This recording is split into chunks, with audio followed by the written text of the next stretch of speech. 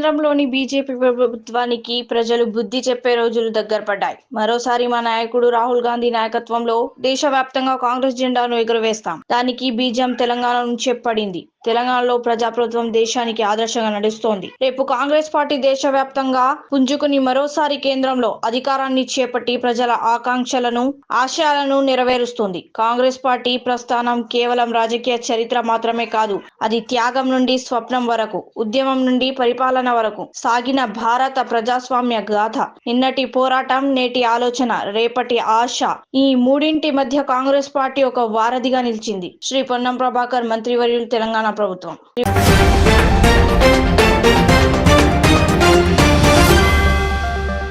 నెహ్రూ, ఇందిరాగాంధీ, మహాత్మా గాంధీల పేర్లు లేకుండా చేయాలని బీజేపీ కేంద్ర ప్రభుత్వం కుట్ర చేస్తుంది. ఉపాధి హామీ పథకం నిర్వీర్యం చేస్తూ కేంద్ర ప్రభుత్వం తీసుకొచ్చిన బిల్లుకు వ్యతిరేకంగా నిరసనగా హుస్నాబాద్ లో గాంధీ చౌక్ వద్ద మహాత్మా గాంధీ గారి విగ్రహానికి పూలమాల వేసి నివాళులు అర్పించడం జరిగింది.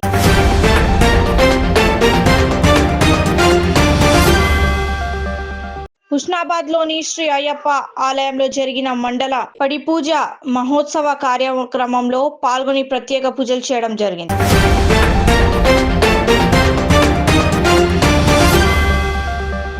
యూపీ రాజధాని లక్నోలో అనవసరంగా హారన్ కొడుతూ పాదచారులను ఇబ్బంది పెట్టిన ఓ బైకర్ కు సిఆర్పిఎఫ్ జవాన్ తన దైన శైలిలో బుద్ధి చెప్పారు.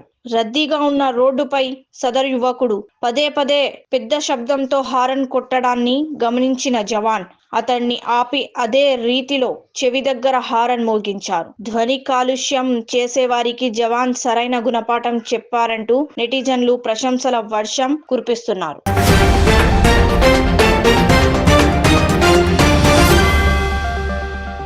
ఆన్లైన్ గేమ్స్ కు బానిసై యువకుడు ఆత్మహత్య. మేడ్చల్ జిల్లా సురారం పోలీస్ స్టేషన్ పరిధిలోని ఘటన.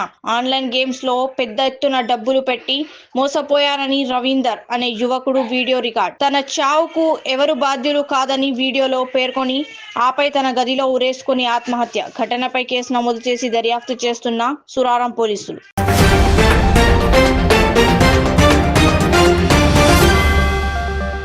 బంగ్లాదేశ్ విద్యార్థి నేత ఉస్మాన్ హాదీ హత్యకు నిరసనగా శుక్రవారం అర్ధరాత్రి ఢాకాలో భారీ ఆందోళన జరిగింది. ఇంక్విలాబ్ మంచ్ ఆధ్వర్యంలో తరలివచ్చిన మద్దతుదారులు సెల్ ఫోన్ లైట్లతో నిరసన తెలుపుతూ నిందితులను కఠినంగా శిక్షించాలని డిమాండ్ చేశారు. ఈ సందర్భంగా భారత్ కు వ్యతిరేకంగా నినాదాలు చేయడం గమనార్హం. ఇటీవల ఎన్నికల ప్రచారంలో హాదీపై దుండగులు జరిపిన దాడిలో ఆయన మృతి చెందిన విషయం తెలిసిందే.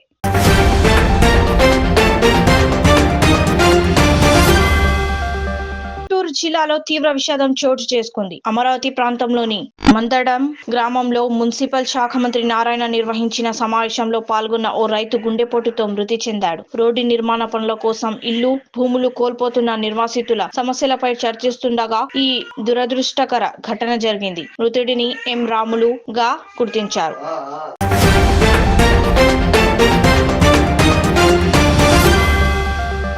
2 నిమిషాల్లో రూపాయి కోటి విలువైన నగలు చోరీ. పూణేలో ఓ నగలు దుకాణంలో దోపిడీ, దొంగల బీభత్సం. ఆయుధాలతో దుకాణంలోకి చొరబడి ఆభరణాలను ఎత్తుకెళ్లిన దొంగలు.